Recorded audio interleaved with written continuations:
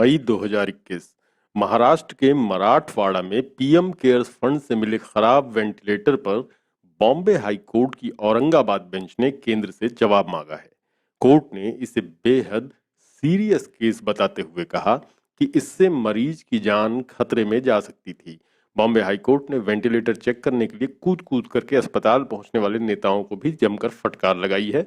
Bombay high court की Aurangabad bench ने मंगलवार को सुनवाई के दौरान कहा कि पीएम केयर्स फंड के तहत मराठवाड़ा को भेजे गए 150 में से 113 वेंटिलेटर खराब पाए गए। 37 वेंटिलेटर तो अभी खोले भी नहीं गए हैं। बता दें कि ये वेंटिलेटर सरकारी और प्राइवेट अस्पतालों में लगने थे।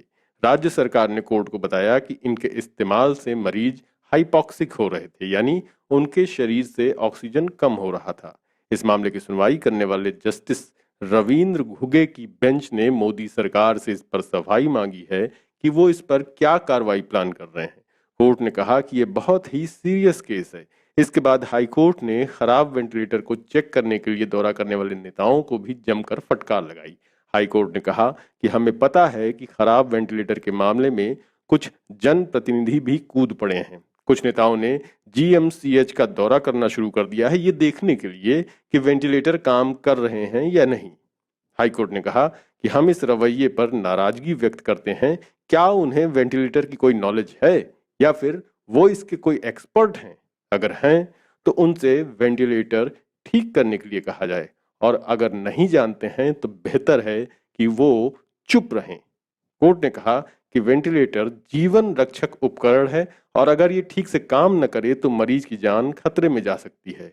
कोर्ट ने मोदी सरकार से वेंटिलेटर खराब होने की स्थिति में सुधारात्मक तरीकों के बारे में बताने को कहा। अब इस मामले में अगली सुनवाई 28 मई को होगी। वहीं खराब वेंटिलेटर के मुद्दे पर वरिष्ठ पत्रकार रवीश कुमार ने कहा कि पीएम केयर्स के वेंटिलेटर को लेकर देश को अंधेरे में रखना काफी खतरनाक है।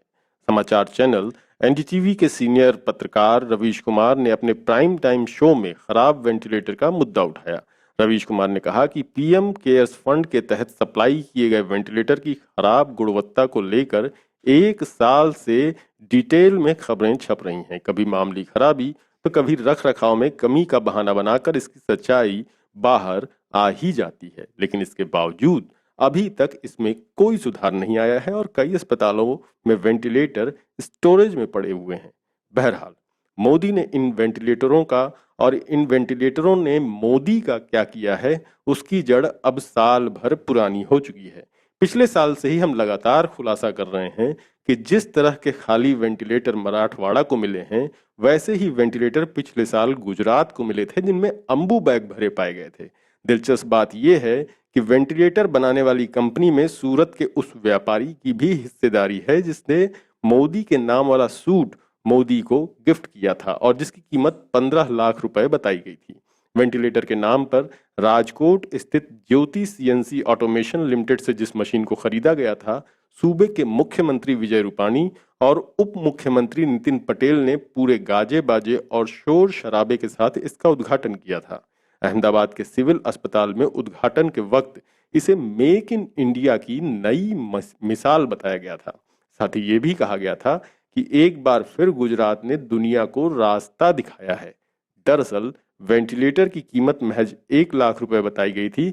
धमन-1 के नाम से बनाई गई ये मशीन गुजरात के अलग अलग अस्पतालों में भेज दी गई थी। इसके वेंटिलेटर न होने का, इसके सिर्फ गुब्बारा होने का खुलासा उस वक्त हुआ था जब अहमदाबाद के सिविल अस्पताल ने वेंटिलेटर की अलग से खरीद के लिए विज्ञापन जारी किया। ये पूछे जाने पर कि धमन-1 वेंटिलेटर तो अस्पताल के पास है, फिर अलग से वेंटिलेटर की क्या जरूरत? तब जाकर अस्पताल के डॉक्टरों ने इसका खुलासा किया कि वो तो वेंटिलेटर है ही नहीं और उसे किसी इमरजेंसी में कुछ वक्त के लिए सांस देने में इस्तेमाल ही किया जा सकता है बस, लेकिन वो वेंटिलेटर का काम नहीं कर सकता है। डॉक्टरों के इस खुलासे के बाद न केवल कंपनी की पोल खुल गई बल्कि सरकार की भी असलियत सामने आ गई और फिर सरकार ने ये कहना शुरू कर दिया कि उसको पता था कि वो वेंटिलेटर नहीं है।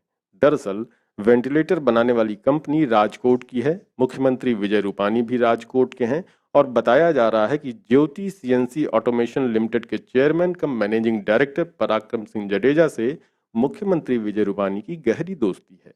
अब मुख्यमंत्री अपने दोस्त के काम नहीं आएंगे तो भला किसके काम आएंगे? वेंटिलेटर के नाम पर यह खरीद उसी का नतीजा था। इस पूरी कहानी और उसके पूरे घटनाक्रम को अहमदाबाद मिरर ने सबसे पहले छापा था। द वायर ने तब खबर छापी थी कि कंपनी से जुड़े एक व्यवसायी परिवार का पीएम मोदी से सीधा रिश्ता निकला है।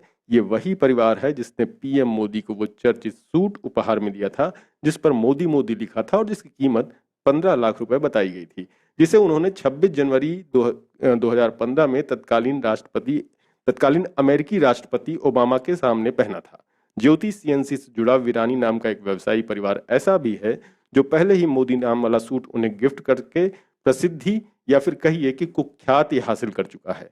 गौरतलब है कि लाखों रुपए के सूट को लेकर देश में बहुत बवाल मचा था और जब मामला आगे बढ़ा और पीएम मोदी की किरकिरी होने लगी तब उसे नीलाम करके विवाद को शांत करने की कोशिश की गई थी।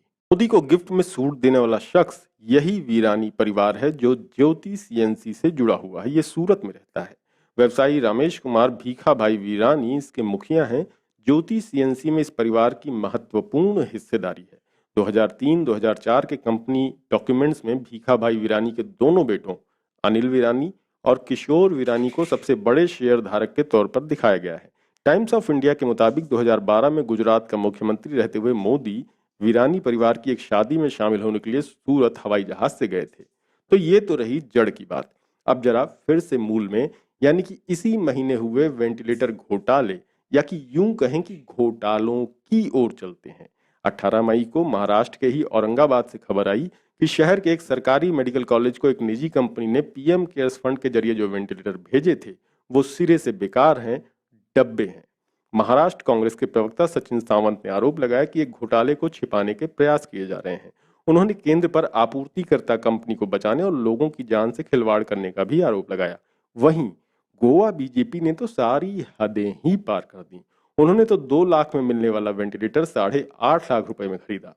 गोवा के डॉक्टर आर वेंकटेश ने इस मामले की सीबीआई जांच करते हुए सुप्रीम कोर्ट में इंटर कॉस्ट्यूमरी अर्जी दाखिल की है।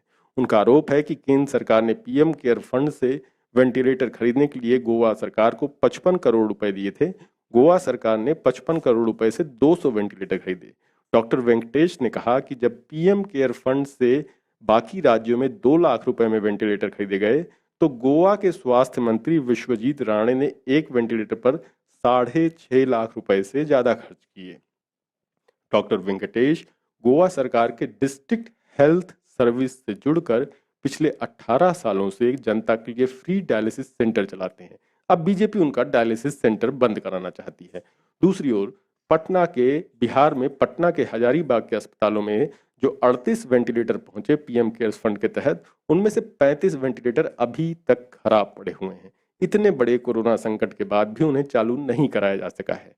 वेंटिलेटर के घोटाले यानी कि घोटालों की लिस्ट बहुत लंबी है।